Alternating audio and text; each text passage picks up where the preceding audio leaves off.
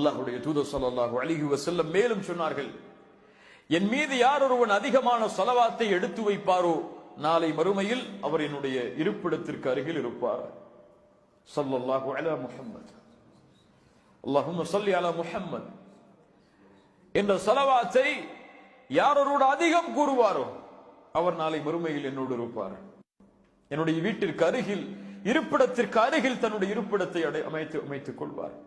அல்லாஹ்வுடைய தூதருடைய பெயரை எப்போதெல்லாம் உச்சரிக்கிறோமோ, எப்போதெல்லாம் கேள்விப்படுகிறோமோ, எங்கெல்லாம் அந்த பெயரை நாம் நினைக்கிறோமோ அப்போதெல்லாம் எம் நாவுகள் அந்த தண்ணீரை வற்றும் அளவிற்கு நாம் சொல்ல வேண்டும், ஸல்லல்லாஹு அலா முஹம்மத் ஸல்லல்லாஹு அலைஹி வஸல்லம்.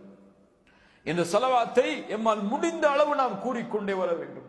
யார் என் மீது ஒரு முறை ஸலவாத்தை கூறுவானோ அவன் மீது அல்லாஹ் 10 முறை அருள் செய்கிறான்.